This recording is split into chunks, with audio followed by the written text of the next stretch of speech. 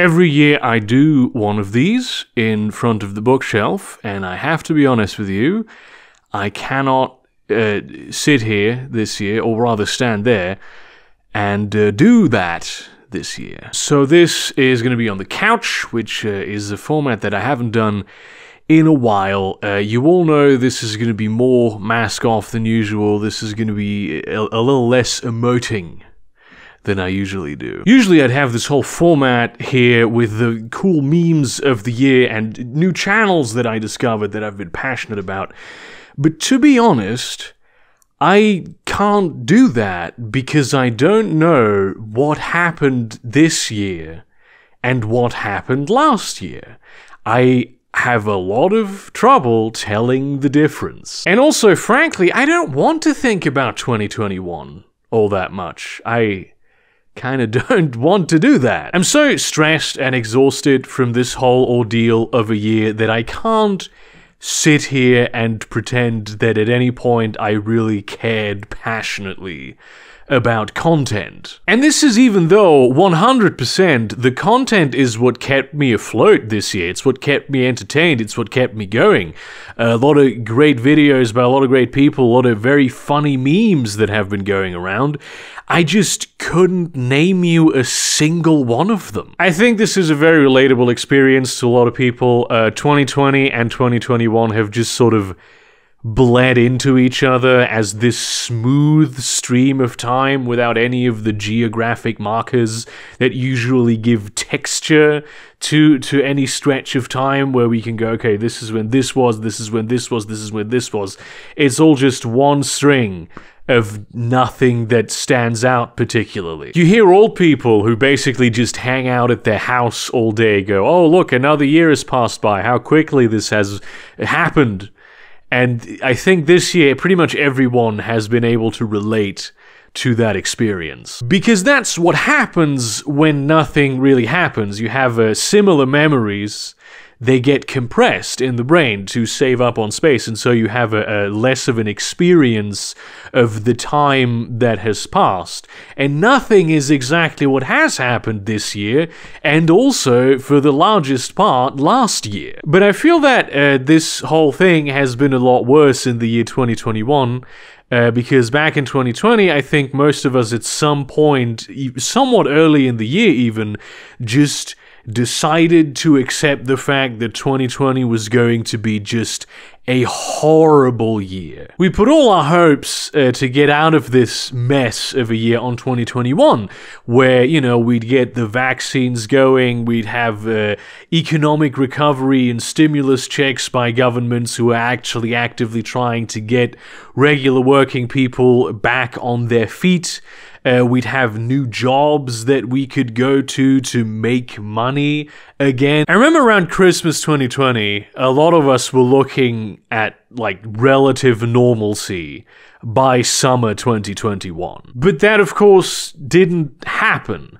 2021 really was just a year that we all sort of spent waiting for shit to get better, pleading with powers that we have absolutely no control over to maybe help us out of this terrible devastation that we were placed in. This sort of weird purgatory of being in a place where a global catastrophe is happening, but the only way that it really affects our lives is that our lives became unfathomably boring. And that recovery didn't happen. It just did not happen. I got my second COVID shot in August, which was the very earliest that I could get it. I specifically rescheduled like an appointment to one day earlier because I wanted to get it as fast as possible. And then it was still like another 2 months until some proper semblance of a routine social life, at least a minimum amount of it,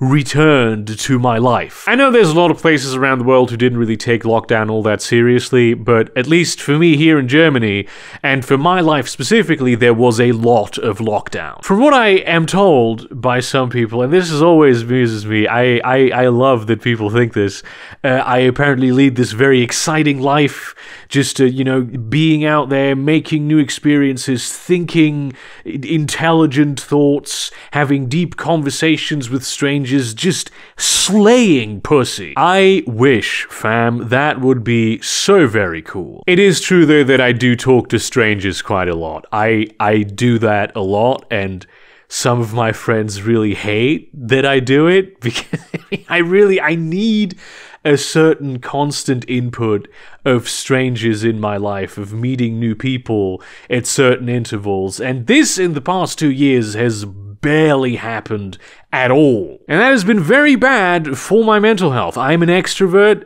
I'm not a super extrovert. I enjoy spending time alone. I need spending time alone. I sometimes need to recharge my social batteries even in the middle of, like, events. So I'll just walk away for an hour and be alone, and then I'll come back. The truth is, I live alone and I work from home. So basically, I work completely alone. Most days, I don't talk to any other people at all. This used to be a little different back from, this is before the pandemic, way before the pandemic. When I had a partner, I would talk to her every day at least. And she lived like 3 minutes away by foot, so that was a different kind of thing. I show up every day at my desk wearing proper work clothes. This is a very important thing that I think many of us learned as we went into home office, that you can't just do it in pajama pants. It doesn't feel worky enough. At least it doesn't for me.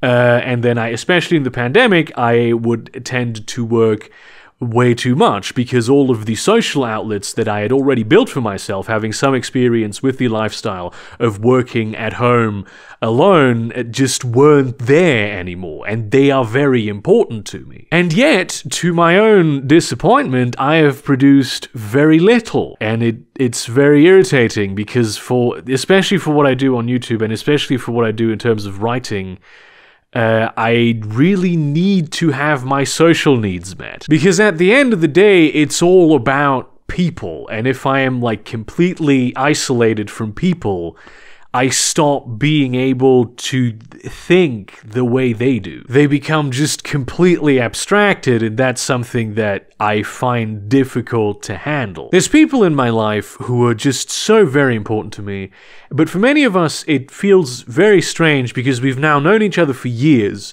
but we haven't spent the time with each other that close friends who have known each other for years would have spent together, because it just wasn't possible. And it feels like there is a sort of disconnect there that happens to, like, our emotional connection to each other and our physical experience together. Yes, definitely 2021 had a number of good moments that I actually enjoyed, especially in that moment, sometimes after the moment only, not even necessarily in the moment. But they all of them, every single one of them, came with a bitter aftertaste, like a hefty, disproportionate price tag for, like, not even just depressant tax shit that I made a video about last week, but like genuine, it felt like karma. Like you had something that's a little bit nice, now here is a lot that is extremely horrible. And that price tag was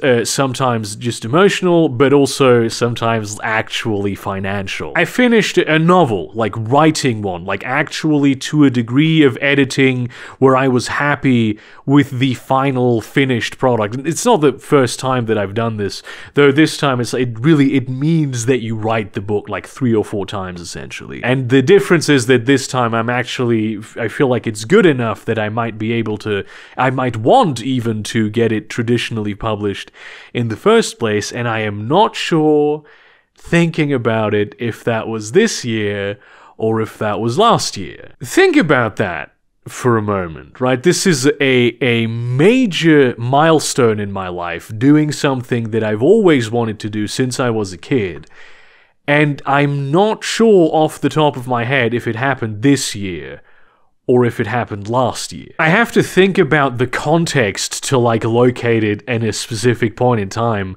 which I think is the fact that I've been sending it out to agents for like half a year, and I've gotten some personalized rejections, which in the writing world is like very, very good. But most of them, of course, they don't even read the fucking email. It's extremely stressful to send those emails, like surprisingly more stressful than any other bit of doing the writing process, even though it's like less work ultimately. And what I have been told is that, you know, being someone who lives where I live, I'm fighting with a massive handicap, because usually where you meet agents and editors in the writing world is conventions, and that I should just go to conventions, which of course, what English language speculative fiction conventions that are happening in northern Germany or Denmark that aren't like a huge financial expenditure for someone as piss poor as me to go to, am I supposed to go to? I took like 2 trips this year, which is alright.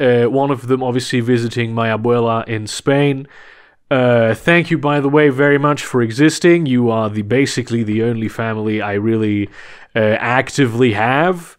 You've saved me a lot. Also, extremely pointless to say this because, you know, you neither understand English nor do you have the internet. I also had a very nice trip to Italy to meet up with a very, very small group of fans that I, at this point, see more as friends of mine, even.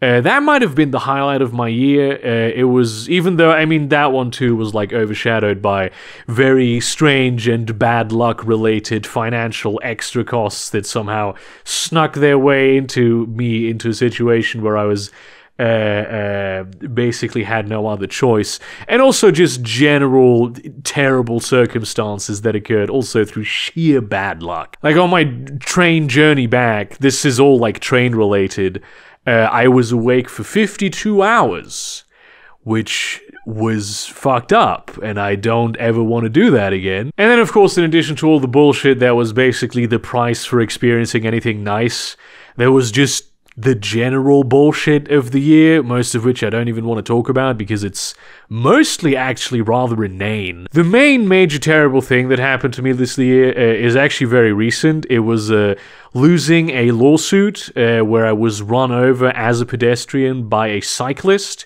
in ways that no legal expert that I've talked to, especially not my lawyer, who is a specialist for traffic law, even understands how that fucking happened. Basically, this trial has gone on for a few years now. Some of you may know about it, but I know that there's going to be people in the comments who want to know what happened.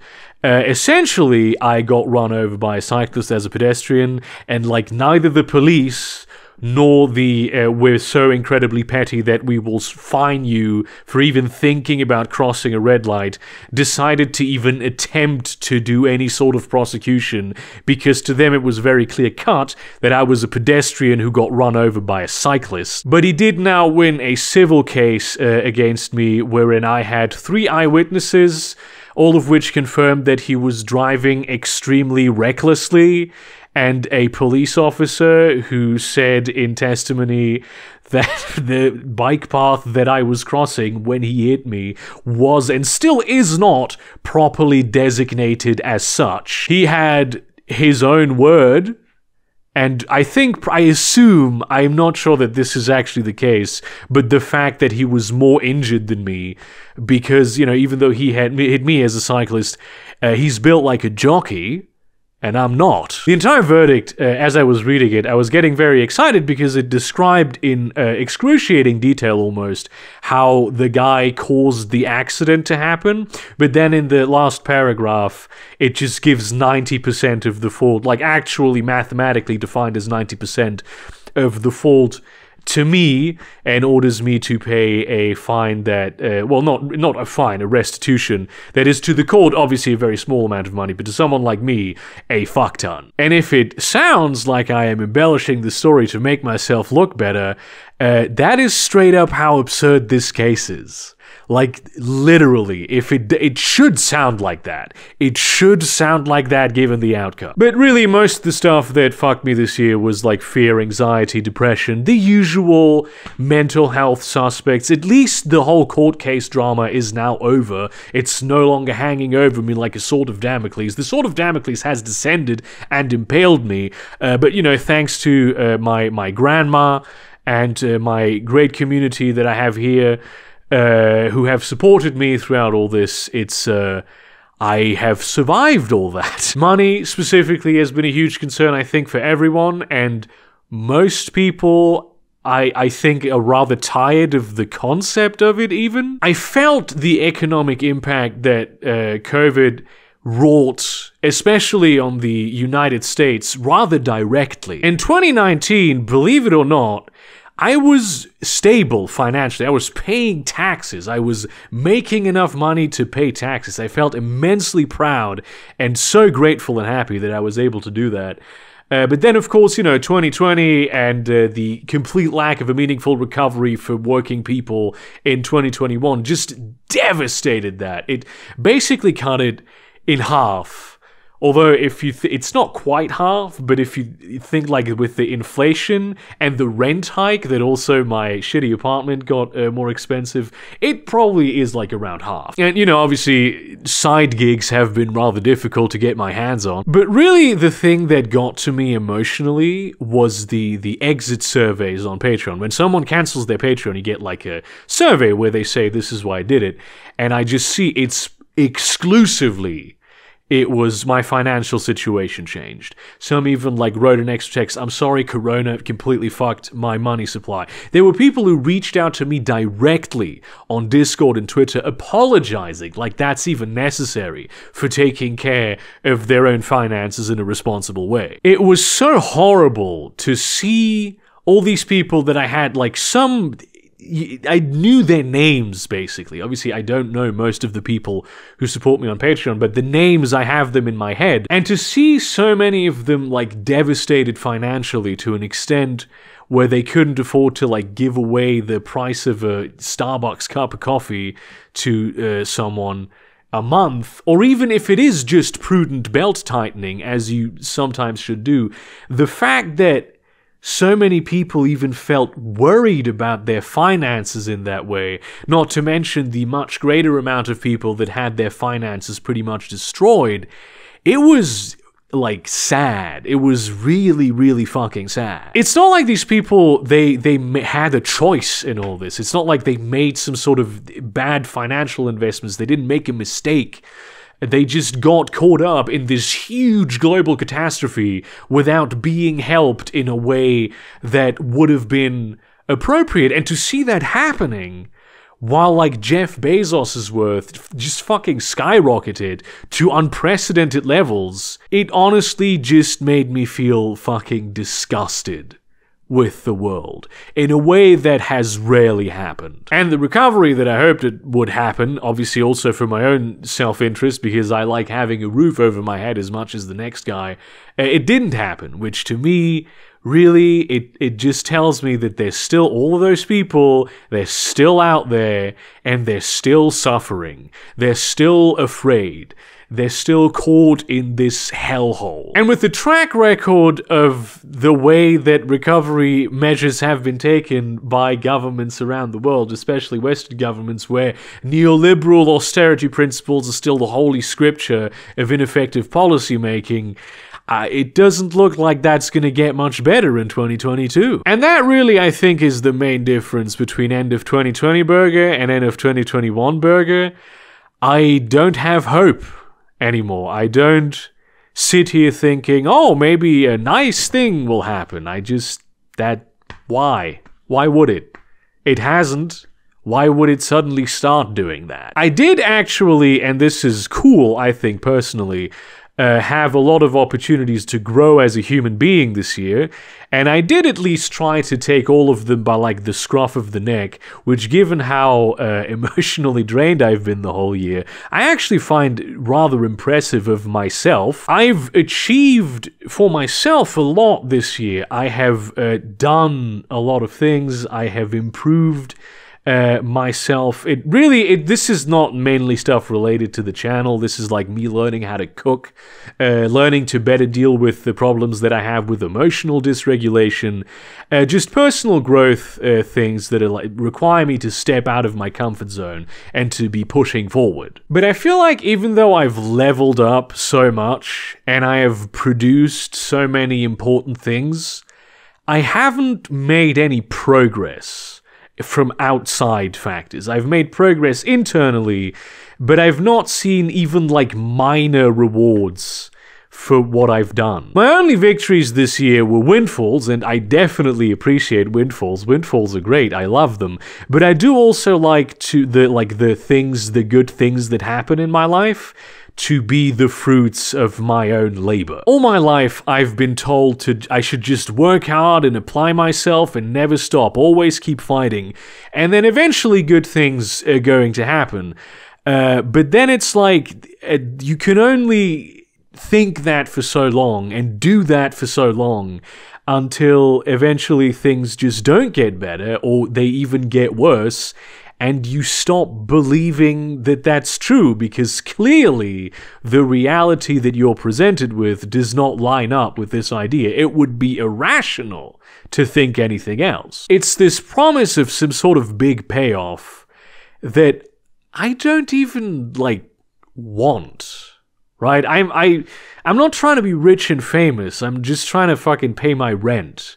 That's all I'm trying to do. And maybe also pay for groceries. I really just want to do my thing. And if I can't even do that, I struggle to fathom the level of despair and disillusionment that people have that don't love what they do as much as I love what I do.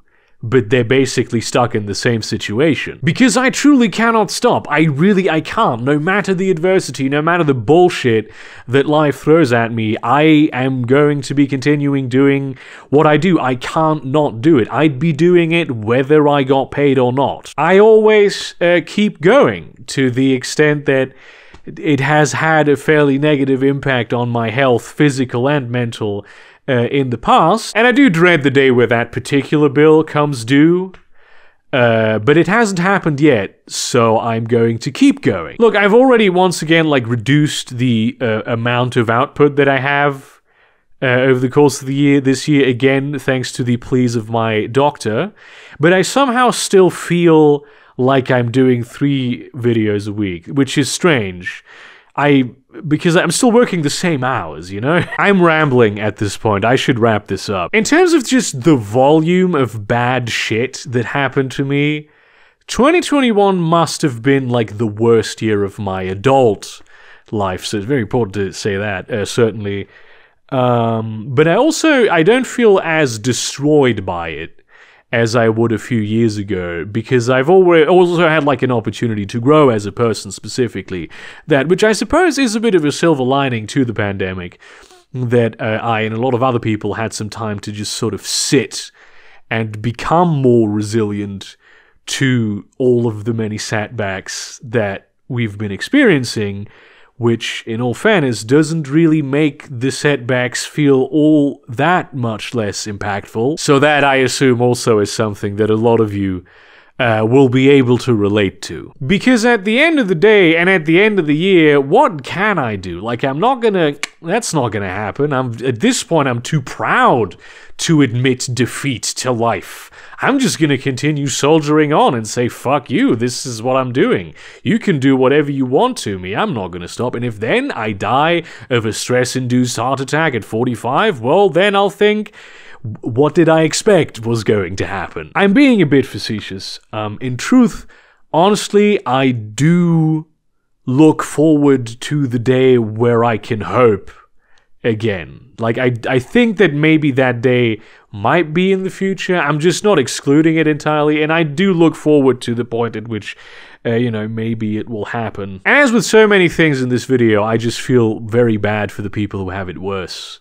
Which I'm pretty sure that a lot of people actually watching this very video right now, you fall into that category. So I give 2021 0 fucks out of however many fucks. I do wish everyone a happy 2022. I don't think it's gonna happen. I really don't think it's going to happen. But I hope it does. Because let's be honest, we all deserve a fucking break. And also maybe a few laughs. Because laughing the Reaper in the face, that really has been the one thing that has consistently kept me afloat throughout these past 2 years. And yeah, basically, thank you very much for watching this year's videos. It has been a year. And see you around, cunts.